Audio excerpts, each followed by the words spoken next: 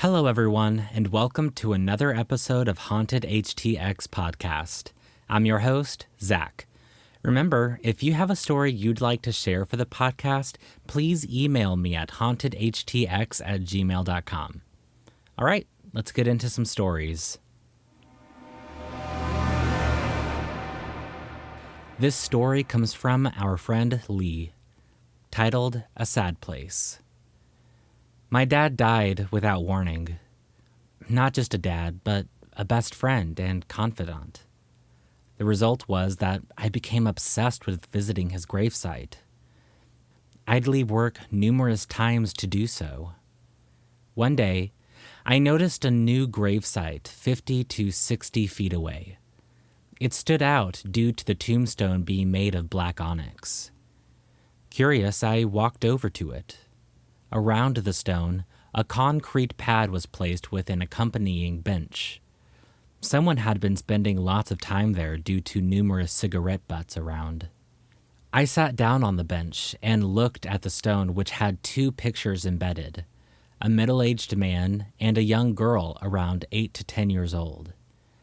As I started to read the stone, I was overwhelmed with a feeling of intrusion. It was very strong and kept increasing.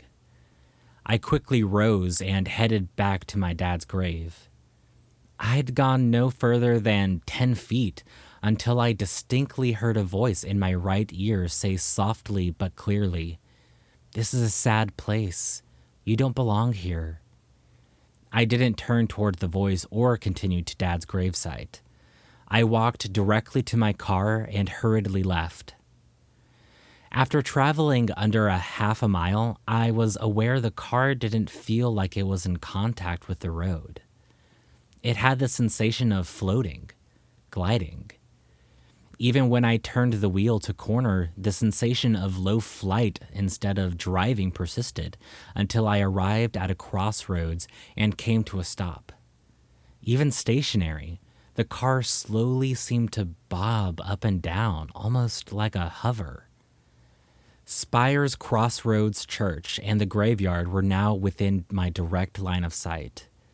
This cemetery was where my best friend was interred, who'd committed suicide 12 years earlier. I didn't want to pull out onto the main road due to the sensation of floating still being experienced. I was still looking toward where Jan was interred, completely blank and transfixed. That ended abruptly when I saw a figure walking to the hill where his gravesite was located. I pulled out onto the main road and the floating sensation stopped and the familiar sensation of driving returned. That was 6 years ago, and I haven't returned to my parents' grave since. My opinion of cemetery visitation in order to pay respects to the dead has changed drastically. Cemeteries are boneyards that are desolate and sad places that house the dead, the antithesis of living. There are entities there that are cognizant, aware, and engaged. This story comes from Boxy Brown 92. College House Haunted AF. I have a ghost story. I was at my friend's place near College Park they rented for the school year. They have a studio with guitars and drums and synths. My buddy, Tom, goes to leave to pick up his girlfriend an hour away. I'm by myself playing guitar and hear my friend talking on the phone for like 15 minutes. I go to the door to ask him why hasn't he left yet. When I open it, I see no one is there and his car is gone. I close the door and turn around to see white smoke in front of me that disappears quickly. Another day, I was jamming with his roomie and I hear Tom say, "Stop." This was very weird because, again, he was not home. I keep playing, thinking I must be hearing things. Then I hear it louder. "Stop!" Now his roommate and I both stop playing. I asked him what he heard, and he said it sounded like Tom saying stop in his nasally voice. After all that, I continued to hear crazy stories from Tom, of kids in 1800s-style clothes appearing in a haze, random smoke floating around, drawers flying open, and karate chops from a child on his back. This story comes from Alisana. Spirit tried to hurt me or protect me. I know this story sounds extremely made up, and it happened quite some time ago, so I do not remember specific details. But please believe me when I say this truly happened to me. This happened when I was around 14 years old. My grandma would visit us every summer since my mom would spend a few months overseas with her family. Nothing seemed out of the ordinary for me. It was just another day for me, and I fell asleep like I usually did. This is important. My room has thin wooden panels outlining the ceiling. They are held up by a few screws each. One of these panels is exactly above my bed. I usually keep my door open at night when my grandma is visiting since she sleeps in the living room, and I know this sounds dumb, but I was still scared of the dark back then. That night, I woke up hearing loud footsteps. It was a school day, and my grandma would always wake up early, so it wasn't unusual if she came into my room. What was confusing, though, was that it was still dark, and normally my room would have been bright on a summer morning. Now, please keep this in mind that I was facing the wall, so I didn't immediately assume something was going on. I was kind of annoyed because it was still really early, so I called out to her asking what the matter was. I didn't get a reply. I knew her hearing wasn't that great, so I assumed she didn't hear me. But then I heard snoring from the living room. I swear I have never been as scared in my life as I was at that moment. It was a dumb move, but I guess I was just so frightened that I immediately turned around as if on instinct. When I turned around, I saw something small, dark, and shadowy running away from me. And actually, immediately after, I heard a loud creaking and the wooden panel fell right on my bed, a few centimeters from where I was laying. I was in so much shock at that moment that I remember thinking, did I hallucinate? And after a few weeks, I thought I did. The panel got fixed, and my parents asked me what had happened, so I told them. To my surprise, they actually believed me right away. Turns out they've experienced some paranormal stuff frequently, whereas I had only seen something twice in my life. My dad also told me that he recalled feeling a child's hand on multiple occasions at night, along with a reassuring feeling. So, was this a good spirit? I have two theories. Either the spirit knew something was loose and tried to warn me, or it caused its fall and got caught in the act. To this day, I'd like to believe it was protecting me, but I can never know for sure. Does anyone know what this could have been, or have you experienced something similar?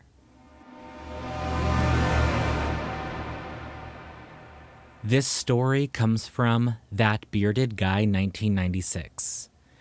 Childhood Paranormal Encounters.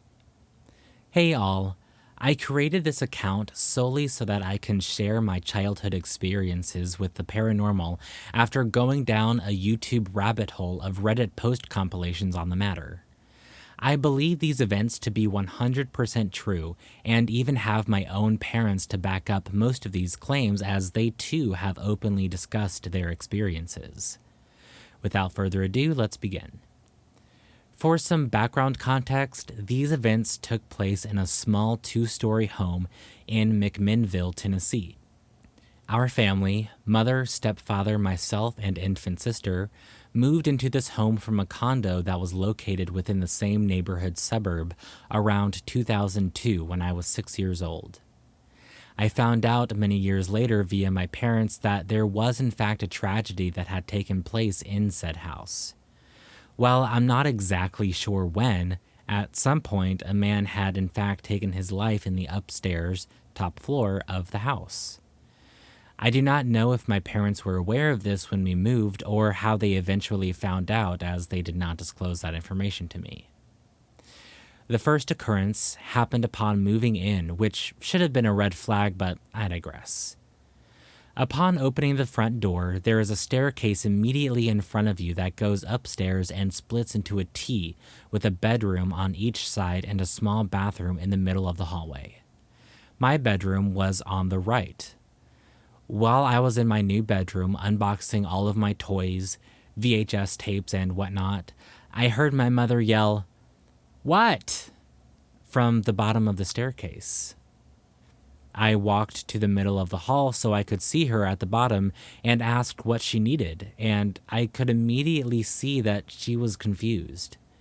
She said that she heard me calling for her repeatedly while she was in the kitchen, located on the main floor, almost directly below my bedroom. As you may have guessed, I didn't call for her. This really seemed to shake her, as she later recounted that it was my voice calling for her in a very panicked and concerned tone. Odd. Just mere days after moving and settling in, there seemed to be a very negative energy that also settled in. This energy was primarily felt on the staircase and top floor of the home. Any time that you would walk up or down the stairs, there was always a feeling of paranoia and uneasiness, almost as if someone or something was watching your every move. I began to hear strange noises in my bedroom at night, even when nobody, not even our cat, was in the room with me. I always kept my bedroom door shut when I would go to bed, yet I would still hear noises that could only be described as someone scratching the walls. It always seemed to be coming from the left corner of the wall opposite of my bed. I never saw anything yet, just weird noises. My stepfather has also said that he felt very nervous and uneasy whenever he would have to walk up those stairs. The second big occurrence involved a giant novelty stuffed animal. It was Valentine's Day, and my stepdad got my mother a handful of gifts, including a giant oversized stuffed animal. It was supposed to look like a dog. In the following days, I took the stuffed animal to my room and put it on my bed. In hindsight, this was one of the biggest mistakes I've ever made, because what followed was truly terrifying. I woke up in the middle of the night and wasn't entirely sure why at first. I didn't hear anything that would have woken me up, as the room was eerily quiet at that moment. I remembered feeling immense darkness emanating from the corner of the wall opposite of my bed. It was suffocating. My heart began to beat rapidly. My breathing became short, and I couldn't shake the feeling that someone or something was staring at me. I quickly pulled the blankets up over my head and faced the wall away from that corner in an attempt to hide. I laid there like that for what felt like an eternity, but it was probably mere minutes. That feeling of paranoia persisted as the room remained completely still and quiet. It was like the calm before the storm, like a predator lying in wait to capture its prey.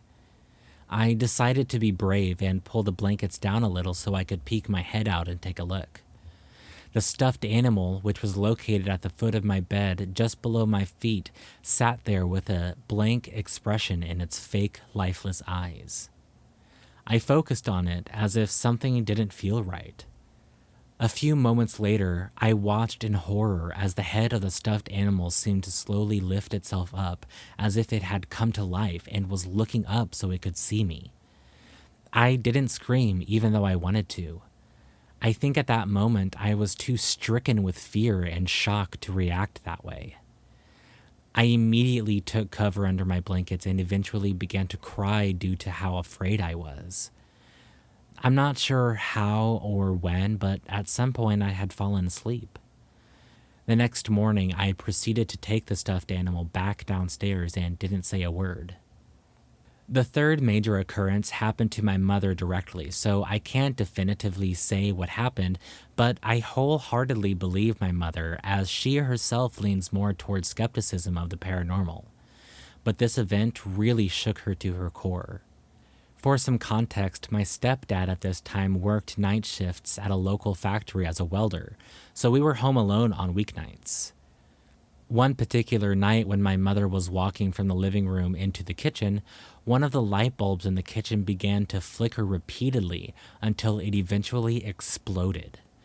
My mom said that she sprinted to her bedroom, which was located right next to the kitchen, slammed and locked the door, and hid on the floor near the closet.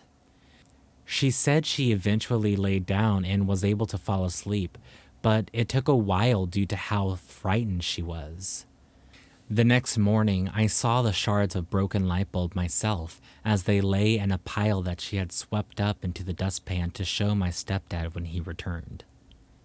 There was one final occurrence that took place before my stepdad had a priest come to bless the home. There was still just a lot of negative energy in the home. Nothing of note or anything in particular, just more of the odd bump in the night stuff or a general feeling of uneasiness when in the home.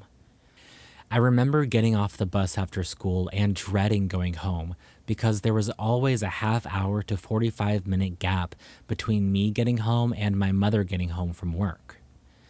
I would often try to get her permission to go to my friend's house across the street after school until she got home so I could avoid being home alone. On the days that didn't happen, I would simply go straight to the living room, turn on the TV, and watch Yu-Gi-Oh! Until my mom got home. I wouldn't move out of fear of disturbing whatever it was that lurked upstairs. But anyway, let's get to the single most terrifying event that I've ever experienced. This event was incredibly random, as it happened in broad daylight on a Friday afternoon, but to this day, even just thinking about it gives me the chills. On that day, I had gotten permission from my parents to stay the night at my friend's directly across the street, and I was very excited for a planned night of playing various video games on his PlayStation 2. As I sat on the very bottom of the step by the front door tying my shoes, I suddenly felt a chill go up my spine and felt that dreadful, ominous feeling of being watched creep in. I thought to myself, do not turn around, just leave. Curiosity and fear got the best of me, though, and I slowly turned my head around to look up the stairs. It was fairly dark as the bedroom doors on either side of the T were closed, but not entirely dark as there was still some natural light coming through the bathroom window.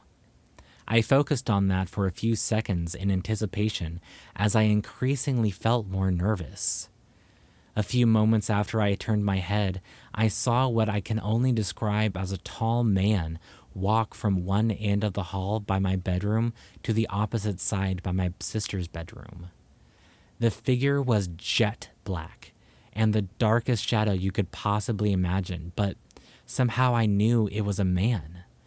I watched this full-body apparition slowly, deliberately walk across the hall and immediately screamed at the top of my lungs. I have never experienced something so utterly terrifying like that, and as a small child, it was particularly difficult to process. I began to sob, and my parents, who were in the living room, ran to me so they could figure out what had happened. It took a little bit for me to catch my breath and slow down as I was so panicked I couldn't even speak. I eventually told them what I had witnessed, and my stepdad decided that that was the final straw. We could not put up with this any longer. It was at this point when a priest was brought in to bless the home. I remembered feeling a very abrupt and sudden feeling of just peace and quiet after that. Like everything all at once came to a standstill and that negative energy was gone. After that, we never had any other occurrences, but I do remember occasionally wondering if what was in that house was truly gone. We eventually moved into a different condo within the same neighborhood where we lived until we moved out of state years later. The aftermath of that was just me constantly questioning if any noise I heard was that negative energy following me. I would occasionally hear random noises in my new bedroom at night, but chalked it up as the house settling, as nothing even remotely had ever happened.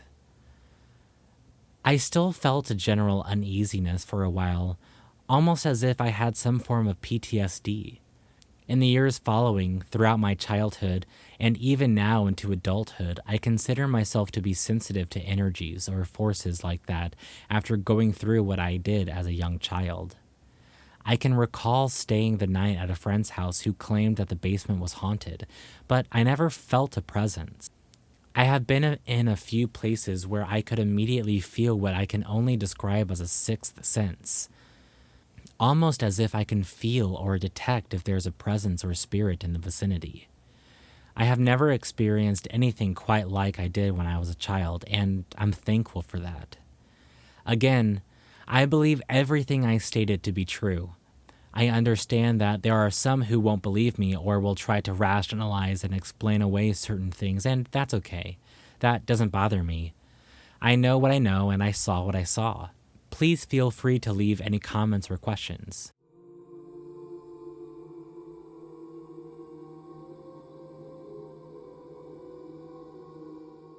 Thank you for listening to this episode of Haunted HTX Podcast. I want to thank Lee, Boxy Brown 92, Alisana, and That Bearded Guy in 1996 for letting me read their stories. And as always, to Oscar for the intro music. If you have a story you'd like to share for the podcast, please email me at hauntedhtx@gmail.com. Connect with me on social media. I'm mainly on Instagram at hauntedhtx. And please don't forget to subscribe so you don't miss the next episode. Finally, for whatever platform allows you, please give a rating and a positive review so that more people can find us. All right, that's it for tonight. Bye, y'all.